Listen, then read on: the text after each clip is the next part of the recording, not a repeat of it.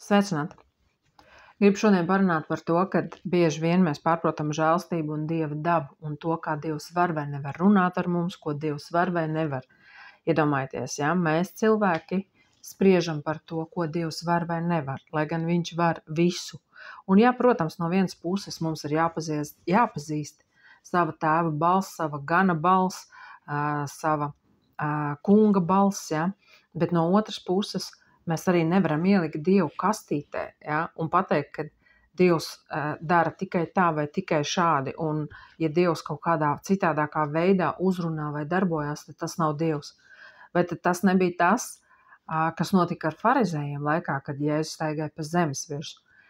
Neskatoties to, ka viņi bija pētījuši rakstus un gadsimtiem gaidījuši Mesijas atnākšanu, viņi viņu neatpazina tad, kad viņš atnāca. Tādēļ, ka viņiem bija šī kastīte vai kaut kāds veids, kā viņi redz Dievu un kā viņi domā, ka Dievam ir jāatnāk. Un tas, ko es redzu šodien, es redzu, ka patiesībā Dievs runā diezgan skarbi laikos, kad žēlstības vēsts ir ļoti plaši izskanējusi un skan, un paldies Dievam, tādēļ, ka tas ir mūsu pamats, ja? Žēlastība, un personīgi man Dievs ir aicinājis runāt tieši par šo pamatu. Tā ir arī tāda neliela atkāpīta, ja? Un tā kā vēsts tiem, kuri nāk klausīties, piemēram, manus video un sagaida kaut ko jaunu šajos video vai kaut ko izklaidējuši, kaut ko interesantu, un varbūt arī bez šādas ironijas vienkārši kaut ko citu. Tad es jums, mīļie draugi, saku, ka diez vai jūs šeit kaut ko citu atradīsiet, jo katrs no mums, mēs esam aicināti darīt tieši to, ko Dievs mūs aicina darīt, nevis to, ko mums gribētos, vai vienkārši mēs kaut kādā veidā cenšamies būt interesanti un dažādi, lai kādam būtu interesanti. Mūsu uzdevums nav barot pieaugušu tēviņu, es atvainojos, kad viņam jau sen bija laiks pašam baroties un tā kā dzert no tās akas, ko viņš pats ir spējīgs sevī izrakt, ja? Caur atziņu, Dieva atziņu un tā tālāk. Mūsu uzdevums, vai konkrēti es runāju par sevi, ja mans uzdevums ir likt šo te pamatu par to, lai cilvēks vispār saprastu, ja, kas ir evaņģēlijs. Tad, kad ļoti bieži, diemžēl, cilvēki vienkārši to nesaprot.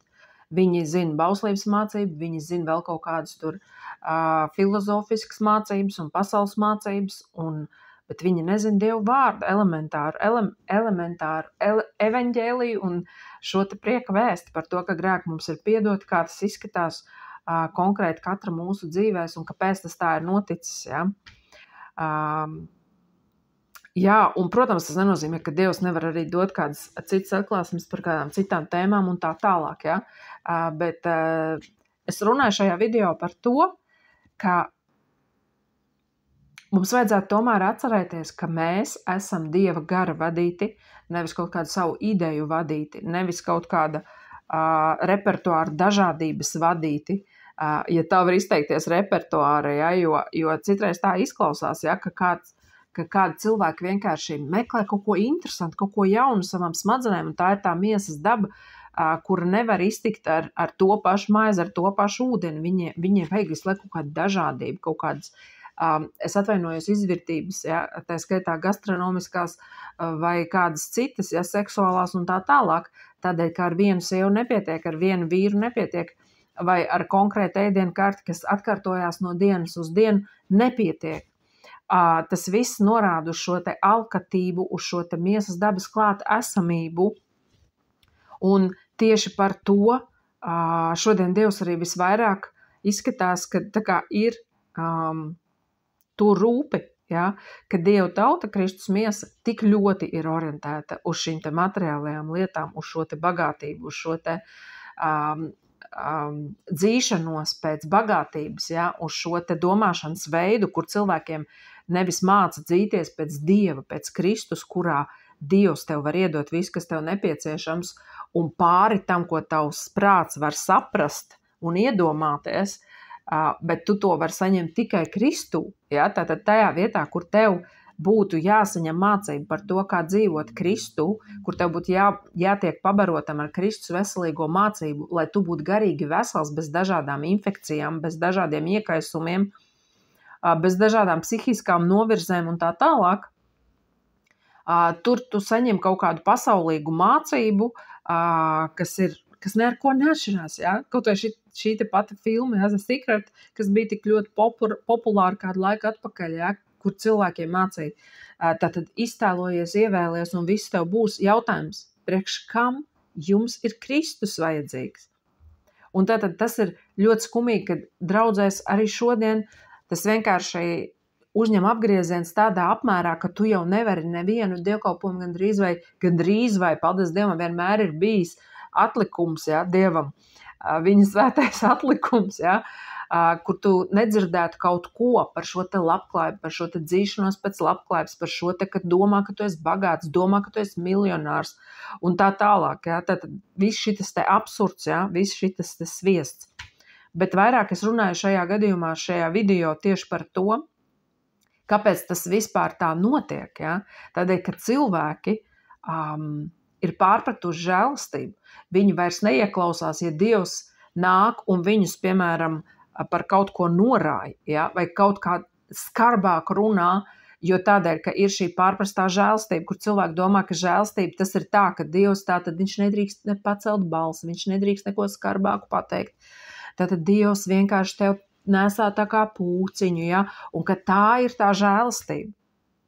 Bet svētajos rakstos mēs skaidri un gaiši redzam, ka šī žēlastība var izpausties dažādos veidos. Kādam Dieva žēlastība ir dota, lai viņš varētu ciest par viņa vārdu. Ja? Vēl kāda darbībā Dieva žēlastība parādās tādā veidā, ka viņš savā milzīgajā, lielajā nabadzībā, kurā viņš ir, viņš pāri plūst savā dāsnumā. Bet šodien, kā mums māca, ja, tu esi bagāts, tāpēc tu vari dot, ja, tad ar tevi manipulē, ja, un tā tālāk, ja. Tad ignorējot to, ko saka Dieva vārds, paņemot nost visus šos piemērus par kaut vai par šo te daudzveidīgo žēlastību un kā tā parādās, ja. Ka tas nav tikai par to, ka tu esi izglābts, un primāri tā ir tā žēlastība, bet mēs esam saņēmuši žēlastību uz žēlastības, ja, tātad pirmkārt tev tā ir žēlastība, ka mēs esam spējuši nožēlot savus grēkus un ieraudzīt to, ka mēs ejam aplamā virzienā, un tā arī ir žēlastība. Diemžēl šodien var redzēt, ka daudz cilvēku sirds ir nocietināts, totāli nocietināts. Viņi nedzird Dievu balsi, viņi nedzird, ka Dievs klauvē, ka viņš saka, halo, tu ej nepareizā virzienā, halo, tu esi samarinēts ar pasaules domāšanu, ar kaut kādām liberālismu teorijām un pieeju, tu esi akls, kaut kādā savā filozofijā aizmaldījies prom no vienkāršības Kristū. Un man nāk prātā tāds piemērs, ja, ko arī var redzēt kalpošanā cietumos, kad tas ļoti raksturīgi ir tieši noziedznieku domāšanā, kas apstiprina to arī, ko saka svētie raksti, ja, ka tātad mūsu domāšana ir visa pamatā. Ja, tātad, protams, mēs saprotam, ka šeit neiet runa par to, ka caur to mēs saņemam pestīšanu. Mēs pestīšanu saņemam no žēlastības caur ticību. Ja? Tātad Kristus ir mūsu pestīšanas pamats, bet tālāk mēs tiekam aicināti atjaunot savu domāšanu, un mēs arī dzirdam šo vārdu, ja, kurš saka, Jēzus saka, neviens nevar nākt pie manis, ja Tēvs viņu nevelk. Tātad tā ir žēlastība, ka mēs vispār esam spējuši nožēlot grēkus, atzīt to, ka mēs ejam nepareizā virzienā. Un kā jau es teicu, ja, tātad, tas ir ļoti spilgti izteikts noziedzniekiem, ka viņi pat nesaprot. Viņi nesaprot, ka viņi ir izdarījuši grēku. Ja viņi to pasniedz savu noziegumu kā kaut kādu lielisku mahināciju, kaut kādu brīnišķīgu ideju, ja, vai vēl kaut kādā tādā veidā, un šeit es nerunāju, protams, par visiem, ja, un ir arī cilvēki, kur sēž cietumos kādu pārpratumu dēļ, ja, vēl kaut kādu iemeslu dēļ, kur viņš pat īsti nav bijis vainīgs. Un ziniet, kas ir paradoks, ka šie cilvēki ir vispazemīgākie. Viņi ir pazemīgi, gatavi klausīties, gatavi tātad sekot un tā tālāk, ja, Kristum. Un tātad bet tas nav paradoks, tur, kur viņiem būtu jābūt buntā, ja, kur viņiem būtu jābūt pilnīgi nocietinātiem, ja, jo tāda netaisnība ir notikusi. Ja, bet vai tas nav tas arī, mīļie draugi, ko mēs arī redzam svētajos rakstos, ja, ka bieži vien šī netaisnība, kas notiek cilvēku dzīvēs, patiesībā tā kā ir Dieva žēlstība, ja, kaut kādā ziņā, ja, un arī otrādi, ja, kad cilvēki, par kuriem ir Dieva žēlstība, par kuriem ir Dieva aicinājums un tā tālāk, tāpat mēs redzam gan ķēniņa Dāvida dzīvi, ja, gan arī Jāzepa dzīvi un tā tālāk Daniela un citu praviešu un Dieva cilvēku dzīves stāstos, ja, ka tieši tāpēc, ka pār viņiem ir bijis Dieva gars un ko mums arī saka svētie raksti, ja, tas, ka jūs vajā un nicina un apspļaud un pazemo, tas arī liecina par to, ka pāri jums gulstās Dieva gars, un ko mums šodien stāsta, mīļie draugi. Mums šodien stāsta par tevi gulstās Dieva gars, ja tev stāv aiz loga Ferrari un tev noteikti ir sieva vai vīrs, un tev noteikti ir divstāv māja vismaz, ja, citādāk tu esi čmo, ja, un tev domāšana nav attīstīta pareizajā virzienā. Sāc domāt, ka tu esi bagāts, ja. Un, protams, mēs saprotam, kad ir šie panti, ja, kur ir teikts, ka nabaks, lai saka, ka viņš ir bagāts, vājais, lai sauc, ka viņš ir spēcīgs un stiprs, bet kādā kontekstā, mīļie draugi, ja, tie ir šie panti, kur ir teikts, ka savā vājībā, savā vājumā es esmu stiprs. Kāpēc? Tāpēc, ka Kristus spēks var parādīties. Es esmu beidzot nonācis tajā punktā, kur es atzīstu, tātad es esmu saņēmis žēlstību, lai to atzītu un lai līdz tādam punktam vispār nonāktu, ka es savā spēkā nevaru neko, ka Kristus ir mans spēks, ka viņš ir mans dzīves pamats, ka viņš ir mana dzīve un ar viņu es esmu bagāts, respektīvi viņš ir mana bagātība, viņš ir mans spēks, viņš ir mans svētums, mana gudrība, un viņā es atdusējos. Un tā ir atbilde tiem, kuri saka, kad arī runājot par sestdienu, ja, kad šodien daudzi tā kā sludina, ka joprojām ir aktuāls kaut kāds konkrēts dienas, ko ievērot, ja, šie te mēneši un tā tālāk, un sabats, ja, bet svētajos rakstos mums ir skaidri teikts, lai neviens jūs netiesā par šo dienu ievērošanu vai neievērošanu un arī par sabatu. Tātad tas ir absurds, ja, ka cilvēki šodien neklausās, ko Dievs runā, ko Dieva gars runā. Viņi pat nesalīdzinās ar Dieva vārdu. Ja. Viņi vienkārši močīja savā stilā, kad es pati personīgi esmu dzirdējusi, kur cilvēki uzdod jautājumu, kā lai es zinu, kad es esmu sadraudzībā ar Dievu. Un ka viņiem atbild, ja tu, piemēram, saņemot darba piedāvājumu, izvēlies šajā darbā nestrādāt tikai tāpēc, ka tev ir jāstrādā sestdienā, tad tu esi ar Dievu.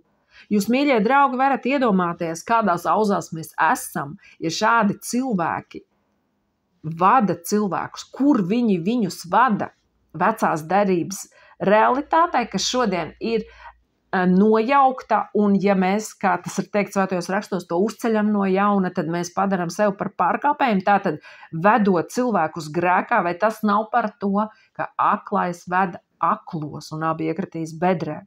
Tādēļ, ka Dieva vārdā ir teikts, ka lai neviens jūs netiesā par sabatu. Tātad, ja tu gribi, tu vari ievērot sabatu, bet tev nav tiesības mācīt cilvēkiem, kad tas, vai cilvēks ievēro vai neievēro sabatu, nosaka to, vai viņš ir vai nav Kristū, vai viņam ir vai nav attiecības ar Kristu. Jūs varat saprast to absurdu. Bet tāpēc, kad ir arī šīs te viltus balsis vai viltus mācības, kuras saka, ka redziet, Dievs kaut kādā konkrētā veidā nerunā, caur ko tiek apslāpēti cilvēki, caur kuriem Dieva gars klauvē un burtiski jau kliedz uz ielas stūriem, kā tas ir teikts par Dievu gudrību, ja? Atgriezieties pie patiesības, ja? Atgriezieties, pārdomājiet, vai tiešām tas ir tas Dieva ceļš, kuru jūs ejiet, vai tiešām tā ir Kristus mācība, kuru jūs pasludiniet. Tādā veidā ietekmējot cilvēku dzīves. Jā, mīļie draugi, Tas ir ļoti bēdīgi, ja, ka šodien mēs gribam dzirdēt tikai kaut ko, kas glaimo mums, kas ir saskaņā ar to, kā mēs domājam, un mēs neesam pat gatavi iedziļināties. Mēs neesam pat gatavi, saprotiet? Un tas ir ārprāts, ja, ka viss ir samērināts šitajā pasaules domāšanā, šitajā dzīšanās pēc bagātības. Tu jau pat vairs nesagaidi kaut ko no tā, kas ir patiesa kristietība. Un tas arī ir ārprāts, ka mēs visi tajā samarinējamies, jo maz rauga saraudzē visu mīklu. Tādēļ, mīļie draugi, cīnamies par to, lai mēs paliktu patiesībā, lai mēs netiktu saraudzēti. Kā mēs cīnamies? Mums ir teikts svētajos rakstos, ņemiet visus Dieva ieročus, tātad šo pestīšanas bruņu cepuri, ja, tātad ar to sākās, ja, ka mums ir šī te pareizā domāšana saskaņā ar to, kas mēs esam Kristū, ko Dievs mums ir devis, kur viņš mūs vada, kāpēc viņš mūs ir aicinājis, kam viņš mūs ir aicinājis, ka viņš mums ir devis šo te apustulisko vēsti, ja, tātad, ka mēs esam izsūtīti, ja, šeit uz zemes, pasludināt labo vēsti, pievest cilvēkus pie Kristus, un ka tas var prasīt daudz un dažādas grūtības, iziet cauri dažādām grūtībām mūsu dzīvēs, tā skaitā, ja, ka mēs varam saskarties kā ar nabadzību, tā ar bagātību, kā ar veselību, tā ar slimību, ja, tātad, ka neviens no šiem faktoriem nenosaka, vai tu esi patiesais Dieva bērns vai nē. Tas, kas nosaka, vai tu esi patiesā sadraudzībā ar Kristu, ir tikai un vienīgi pati šī sadraudzība, par kuru, diemžēl, daudzi saka, ka viņa pat arī nav jāsajūt. Bet kura ir sajūtama? Jo man ir viens jautājums. Vai miers ir sajūtams? Vai prieks ir sajūtams?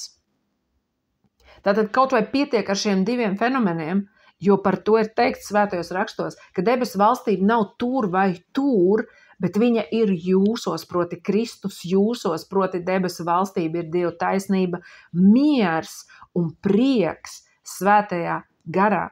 Tātad šai mīļai māsai, kur tik ļoti gribēja saprast un zināt, kā viņa var zināt, ka viņa ir ar Dievu, viņai būtu jādzird šāda atbilde, ka tātad tavā sirdī ir miers. Tava sirds ir mierīga un priecīga, un tā sauc Aba Tēvs. Tu zini, ka tev ir Tēvs debesīs, un tāpēc tu vari ar smaidu sagaidīt katru jaunu dienu un ar cerību skatīties nākotnē. Un būt laimīgs tikai tāpēc, ka tu zini, ka tavs vārds ir rakstīts mūžīgās dzīvības grāmatā. Un zināt, ka viss, kas tev nepieciešams, visas pārējās lietas tev tiks piemestas. Aleluja! Slavēts viņa vārds mūžīgi mūžos. Jā, tāpēc es atgādinu, ka Dievs var runāt dažādi, un viņš ir runājis vienmēr visos laikos dažādos veidos. Tas, kas mums ir jādzird sevī, vai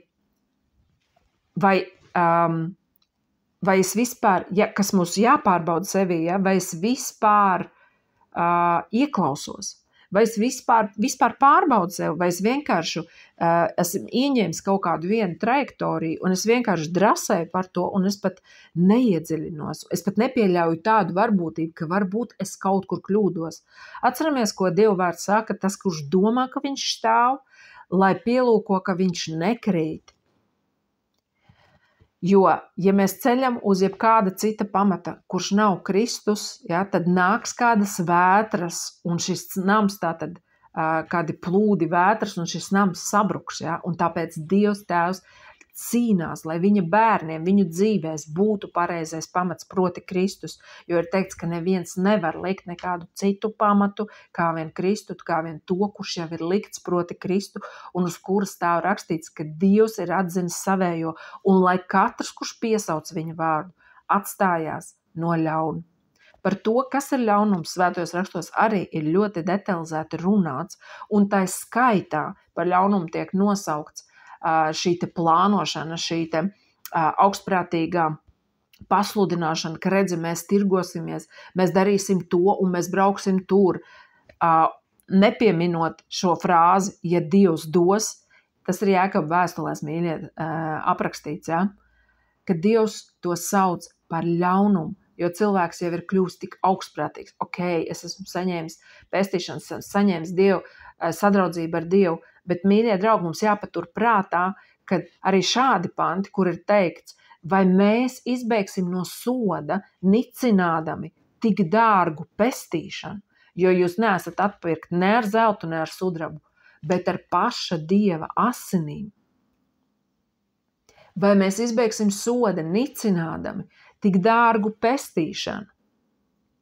Jā, mēs esam to saņēmuši, bet mums vēl ir, mīļie draugi, jānotur šī pestīšana, apzinoties, ka mūsu dzīvē būs dažādi ticības pārbaudījumi, apzinoties to, ka pa pasauli staigā velns kā rūcošs lauks, kā mums tas arī ir teikts, meklēdams, ko viņš varētu aprīt, apzinoties to, ka mēs nedrīkstam paļauties uz savu prāta gudrību un ka mūsu dzīve un mēs varēsim pastāvēt tikai Kristū, būvēdami uz Kristus stiprā pamata un paliekot Kristus mācībā, Kristus veselīgajā mācībā un neļaujot nekādam ieraugam saraudzēt mūsu domāšanu, tā padarot mūs remdenus. Ko Jēzus ir teicis par tiem, kuri ir remdeni? Viņš ir teicis, ja tu būtu augsts vai karsts, tas būtu brīnišķīgi, bet tu esi kļuvis remdens un es tevi izspļaušu. Vai tas nav briesmīgi, mīļie draugi? Un tagad šie te liberālisma piekritēji, ja, varētu teikt, nē, tā nav Dieva balss, Dievs tā nevar pateikt. Svētajos rakstos ir teikts, ka katrs, kurš neieredz savu brāli, ir slepkava, un ka neviens slepkava nevar sevī saturēt mūžīgo dzīvību. Šis pants arī vistiešākajā veidā norāda uz to, ka tātad ir kaut kāds veids, kā mēs varam pazaudēt šo te dārgo pestīšanu, nicinādami viņu viegliprātīgi izturoties pret to, vienkārši ņemot un ēdot un gremojot visu pēc kārtas, visu, ko mums piedāvā, ja, šis te bagātīgais klāsts, ja, kur mēs varam ieiet YouTube, TikTokā un tā tālāk, ja.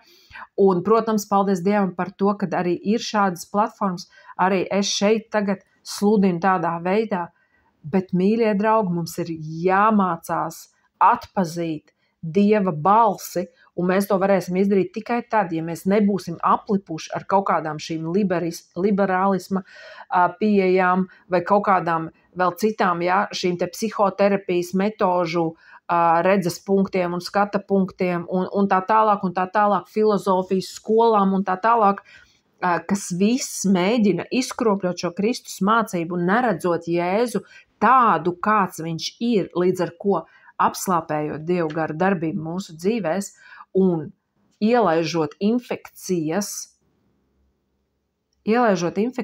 un parasti, kur viņas rodās, tur, kur ir brūces, tur, kur ir kaut kāda šī nepietiekamība, nepiepildītība, ja, kur man ir šī vajadzība, kur es esmu vienmēr tik ļoti gribējis būt bagāts, ietekmīgs un varens.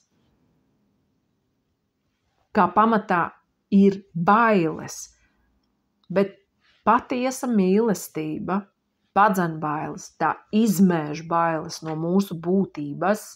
Mums vairs nav jābaidās, ka ja man nebūs miljons kontā, es nebūšu ietekmīgs, varens un bagāts, vai kas ir vēl trakāk, ka man stāsta draudzēs, piemēram, ja, ne jau visās, mīļie draugi, ja, bet kad ir vietas, ja, kur stāsta, ka ja tu neesi bagāts, ja tev tur vēl kaut kas nav, tu vispār neesi Dieva bērns, tu esi vispār kaut kāds bārenis, vispār tev cits gars vispār ir. Jūs saprotat, kāds tas ir absurds. Tas ir noziegums, tas ir grēks, un tas ir grēks, kurš ir jānožēlo un jāatgriežas. Bet tagad ir nākošais absurds, ka cilvēki pat neizjūt šo te nepieciešamību atgriezties, šo sagrautību un pazemību Dievu priekšā, jo viņi ir tik ļoti uzpūtušies savā visu varenībā caur šo aplamo žēlastības mācību, ja? Kas arī ir spilgts pierādījums tam, ka tā ir aplama un ka tas nav pareizais pamats. Tādēļ, ka Kristus mācība ved uz veselību, uz patiesu brīvību, nevis uz kaut kādu iedomātu, ērtu, komfortablu dzīvi, kur Jēzus Kristus ir mana burvju nūjiņa. Un vai vienkārši platforma, uz kuras es tagad varu sākt maģikot un iztēloties un iedomāties, wow, ko es tagad gribētu. Ja?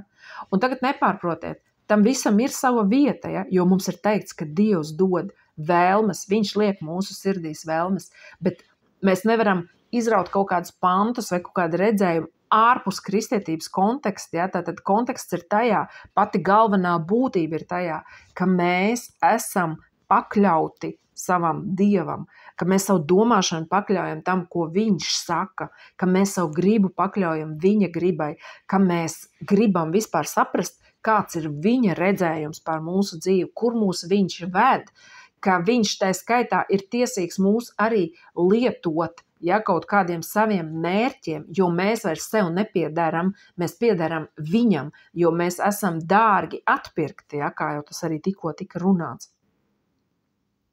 Vai mēs par to šodien vēl domājam, vai mēs īstenībā jau sen skrienam pakaļ šīm pasaules mācībām, ne ar ko neatšķiramies. Ja?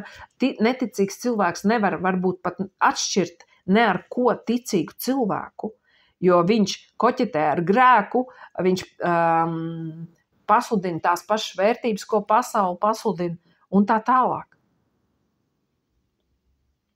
Lai tā nenotiek ar mums, mīļie draugi. Ļausim, lai Dievs runā uz mums, nebaidoties būt atmesti, pazudināti, jo tieši tāpēc, lai tas nenotiktu, Dievs runā un caur to dod mums žēlastību, lai mēs varētu atgriezties patiesībā un būt tajā pasargāti. Amen.